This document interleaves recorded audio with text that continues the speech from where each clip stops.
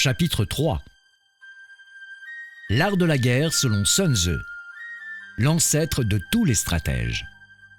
L'art de la guerre de Sun Tzu Big Fa, un classique sur la stratégie militaire composé de 13 chapitres comptant au total plus de 6000 signes. Sun Tzu, prénommé Hu, serait né entre 550 et 540 avant notre ère, dans le royaume de Tsi, qu'il quitte plus tard pour le royaume de Hu, où il devient conseiller auprès du roi Helu. Cet ouvrage, comportant de nombreux détails caractéristiques des royaumes combattants, les chercheurs ont estimé qu'il avait été rédigé vers le milieu de cette période. Les idées que Sun Tzu y expose constitueront la base d'un courant de pensée dont il est fondateur. D'après une étude, environ 3000 ouvrages chinois ont traité de l'art de la guerre entre l'époque des Qin, 221 ans avant Jésus-Christ, et la dernière dynastie impériale des Qin, entre 1644 et 1911. L'art de la guerre selon Sun Tzu reste la référence entre tous de par sa valeur stratégique, ses aspects philosophiques et l'ingéniosité de ses possibles applications. Des générations de militaires l'ont depuis considéré comme l'œuvre la plus importante en la matière, et le Suku Chanshu, catalogue des livres des 4 bibliothèques établis sous les Qin, en parle comme de l'ancêtre de tous les ouvrages sur l'art militaire. La pensée stratégique de Sun Tzu. Dans son art de la guerre, Sun Tzu développe de très nombreuses idées sur la stratégie militaire dont voici quelques exemples. En 1, d'abord un plan, ensuite la guerre. Avant de déployer une armée, il faut, dans le sanctuaire d'un temple, étudier et comparer tous les facteurs concernant les forces en présence et les conditions du combat. Autrement dit, établir un plan. Afin d'établir ce plan, il faut absolument considérer 5 aspects fondamentaux. Le Dao, le ciel, la terre, les chefs et la loi. Le Dao représente le cœur du peuple. Une action justifiée par le Dao bénéficiera d'un soutien du peuple, sinon elle ne pourra pas compter sur son appui.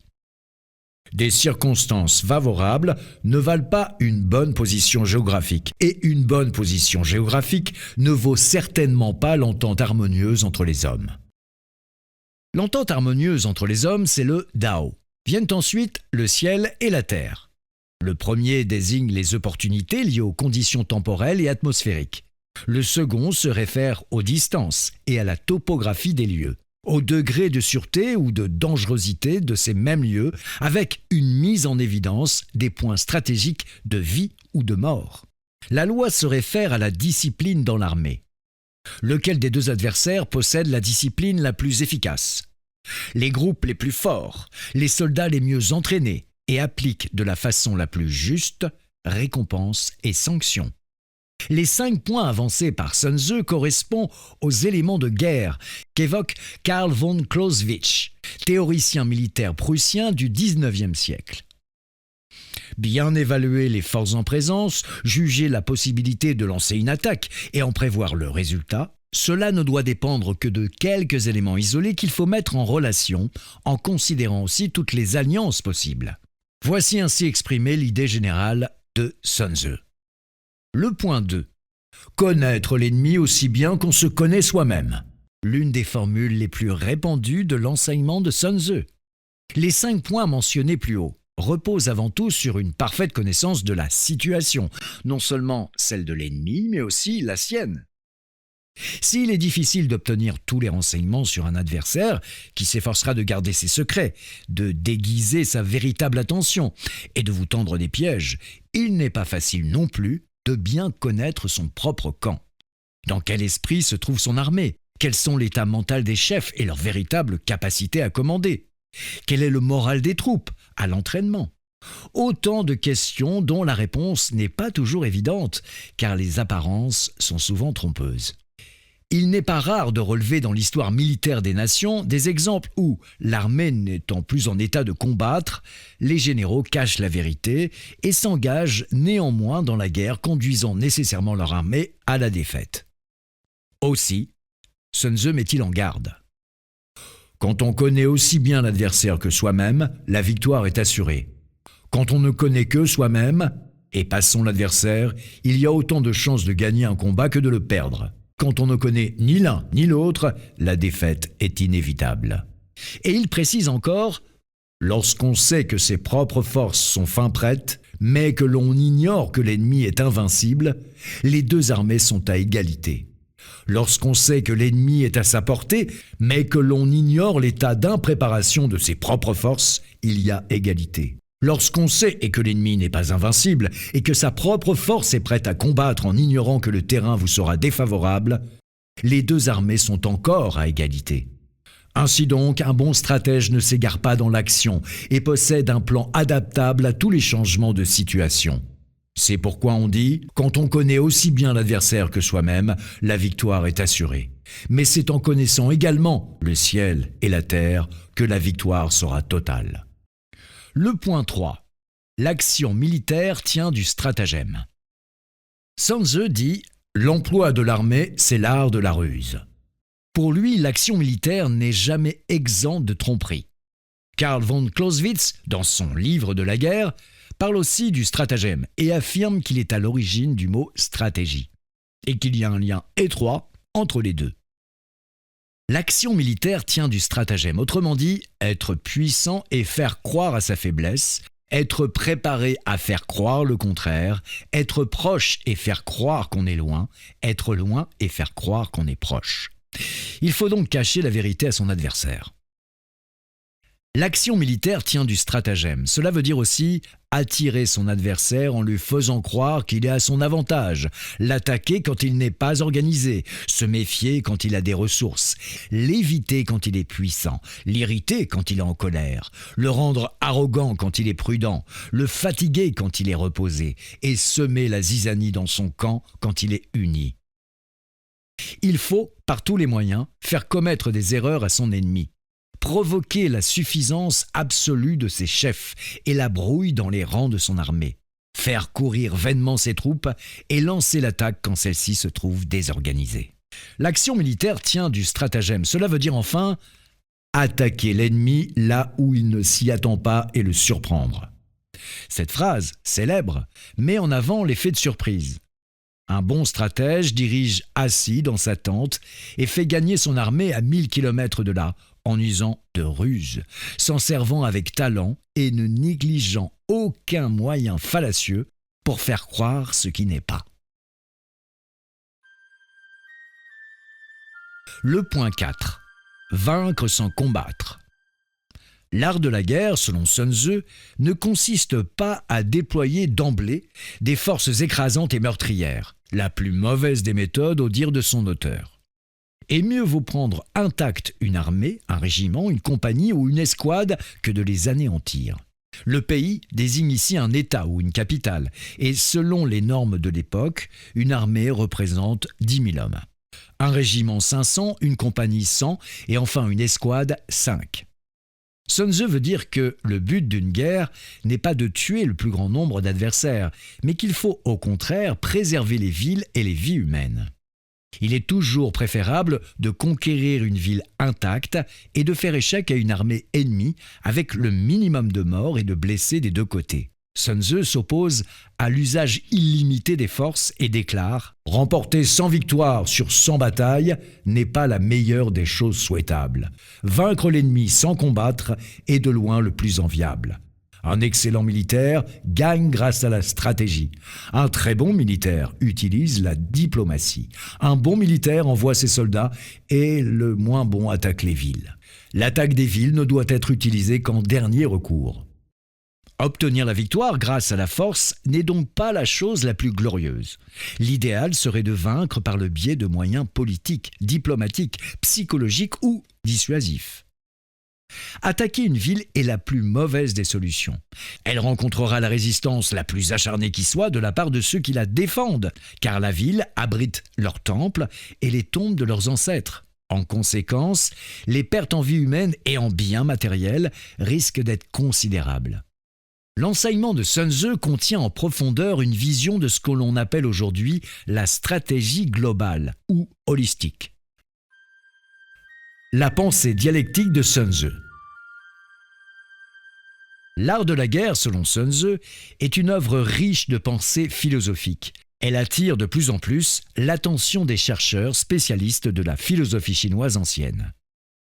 Les circonstances dans lesquelles se déroule une guerre sont les éléments les moins stables, elles sont susceptibles de changer 1000 fois. Sun Tzu insiste sur le fait qu'il faut en comprendre l'évolution si l'on veut gagner la guerre. Il dit « Tout comme l'eau n'a pas de forme, l'armée ne se trouve jamais dans une configuration constante. Triompher en dépit des changements de situation tient du miracle. » Il insiste aussi sur l'importance d'examiner l'évolution des conditions dans lesquelles évoluent les plans adverses. Le désordre naît de l'ordre, la peur naît du courage et la faiblesse de la puissance. Ordre et désordre, peur et courage, faiblesse et puissance ne sont pas des états immuables, permanents. Ils sont en perpétuelle mutation et chacun peut devenir son contraire. Il n'est pas rare de voir dans une guerre des retournements de situation. Sun Tzu prétend que la prévoyance d'un sage doit porter sur les avantages comme sur les inconvénients, lesquels doivent être évalués selon le point de vue des deux camps adverses. Il y a des chemins qu'il ne faut pas emprunter, des troupes qu'il ne faut pas attaquer, des villes qu'il ne faut pas prendre et des terrains qu'il ne faut pas occuper. Ces paroles de Sun Tzu rappellent aux militaires qu'il doit non seulement considérer les choses de son point de vue, mais aussi du point de vue de l'adversaire. En somme, une vision dialectique. Il dit encore « Ne bloquez pas une armée qui se replie. Laissez une brèche dans votre encerclement. Ne poursuivez pas les rescapés en déroute. » Il n'est pas bon de pousser certaines choses à l'extrême, car, arrivés à leur ultime limite, ils ne peuvent qu'évoluer en sens contraire. C'est ce qu'on appelle la loi du retour. Cette vue relative des choses constitue sa pensée dialectique. Chez Sun Tzu, l'analyse du cadre dans lequel évoluent les deux camps ne s'arrête pas à la simple constatation. Elle conduit à l'examen des possibilités, pour le militaire, de faire évoluer les choses en sa faveur, de créer une situation nouvelle. Sun Tzu dit la chose suivante. S'il nous est impossible de connaître le lieu du combat, la préparation de l'ennemi est dans ce cas supérieure à la nôtre. Cela signifie que nos moyens sont plus faibles. Lorsque nous connaissons la situation de l'ennemi et qu'il ne connaît pas la nôtre, nous pouvons rassembler nos forces, tandis qu'il disperse les siennes. Nos forces réunies en un seul bloc et celles de l'ennemi divisées en 10. Le combat que nous menons se fera alors à 10 contre 1. Nous serons largement majoritaires et l'ennemi minoritaire. Cette supériorité en nombre nous assure la victoire. Ce passage explique comment utiliser tous les moyens pour disperser les forces adverses, transformer la situation et générer sa propre supériorité. D'autres discours illustrent aussi cette idée, comme par exemple « tirer profit d'une sente tortueuse pour qu'elle serve de droit chemin et faire ainsi d'un désavantage son point fort. Partir en dernier et arriver en premier. Se trouver dos au mur et survivre. Tomber dans une situation désespérée et renaître. » La dialectique consiste ici à faire changer la situation générale en sa faveur, car un bon militaire domine et ne se laisse pas dominer. Dominer, c'est contrôler la situation et faire courir l'ennemi. Se faire dominer, c'est perdre l'initiative et subir l'action de l'autre. Sun Tzu nous prévient contre la guerre. L'art de la guerre, selon Sun Tzu, est un ouvrage qui traite de la stratégie et des tactiques militaires. Il n'encourage pas pour autant à la guerre, mais au contraire, conseille aux princes et aux seigneurs la prudence lors de la décision d'engager une guerre. Dès le début, le livre met en garde. L'action militaire est une affaire importante pour un pays. Elle concerne la vie et la mort, la voie de l'existence et de la destruction. La guerre a des conséquences sur la vie des soldats, sur celle des gens du peuple et sur le sort du pays. C'est pourquoi il ne faut pas agir à la légère. De tels avertissements se répètent à la fin du livre. Un prince ne doit pas se lancer dans une guerre dans un moment de colère. Un général ne doit pas ordonner un combat quand il est irrité. La guerre doit être proclamée ou arrêtée en fonction de l'intérêt général. La colère passera et pourra se changer en joie. L'irritation se calmera et pourra se changer en sérénité. Or, Un pays détruit le sera à jamais. Un homme mort ne ressuscitera pas. Un seigneur éclairé sait être prudent, et un bon général garde son sang-froid, ainsi se préservant la paix d'un pays et de l'intégrité d'une armée. L'art de la guerre, selon Sun Tzu, enseigne la stratégie militaire tout en soulignant le caractère cruel et dévastateur de la guerre. Il vise à inciter les princes et les généraux à la prudence et témoigne du sentiment humaniste de Sun Tzu. On retrouve cette même préoccupation chez son héritier spirituel, Sin Bin, un autre stratège du milieu de l'époque des royaumes combattants. Son livre, L'art de la guerre selon Sun Bin, met aussi en garde. Lancez 10 combats et les gagnez tous. Les torts seront aussi grands que les exploits. Ceux qui se plaisent à la guerre finiront par se détruire, et ceux qui cherchent à en tirer profit se couvriront de honte. L'art de la guerre selon Sun Tzu et l'art de la guerre selon Sun Bin montrent les préoccupations humanistes des deux stratèges et résonnent de leur voix venue du fond du cœur. Dans le contexte actuel où plane l'ombre de la guerre nucléaire, ces paroles méritent d'être entendues par ceux qui détiennent le pouvoir de décision. La sagesse de Sun Tzu va au-delà du seul domaine militaire. L'art de la guerre selon Sun Tzu est connu en dehors de la Chine à partir de la dynastie des Tang. En 734, un étudiant japonais nommé Kibi Makibi en ramena un exemplaire au Japon. Au XVe siècle, l'ouvrage de Sun Tzu fut introduit en Corée. Vers le XVIIe siècle, il existait déjà au Japon plus de 170 études sur l'art de la guerre selon Sun Tzu. En 1722, l'année de la naissance de Napoléon Bonaparte, la version française, œuvre d'un missionnaire jésuite, Joseph-Marie Amiot, qui vécut de 1718 à 1793, est parue à Paris. En 1860, sa version russe fut publiée, suivie des traductions en anglais, allemand, italien, tchèque, vietnamien, hébreu et roumain. Après la Seconde Guerre mondiale, l'art de la guerre selon Sun Tzu attira l'attention d'éminents militaires et chercheurs dans le monde entier. Le maréchal Montgomery déclara que l'art de la guerre selon Sun Tzu devrait être étudié dans tous les instituts militaires du monde, et de plus en plus de nouvelles traductions et d'ouvrages de recherche virent le jour. Au fur et à mesure de sa diffusion dans le monde, l'influence de la pensée de Sun Tzu dépasse le domaine militaire. Le livre devient une source classique d'inspiration économique, politique, culturelle, diplomatique et même de sagesse de vie. Selon beaucoup, il est non seulement un livre sur l'art militaire, mais aussi une œuvre de philosophie de la stratégie. Celle-ci synthétise les techniques de guerre pour les élever au rang de principes et des méthodes universelles pouvant être appliquées dans tous les domaines de la vie sociale. Selon une source venant de Moriya Jaune, écrivain japonais, de nombreuses personnalités comme Bill Gates, fondateur de Microsoft, Sun Masayoshi, directeur général du groupe SoftBank japonais, et Luis Felipe Scolari, entraîneur de l'équipe de football portugaise, se déplacent toujours avec un exemplaire du livre de Sun Tzu dont ils ne se séparent jamais. En 2001, le réseau de vente par Internet Amazon classe l'art de la guerre selon Sun Tzu parmi les livres les plus vendus de la catégorie sciences humaines. Aujourd'hui, la pensée de Sun Tzu est une source d'inspiration pour le monde entier.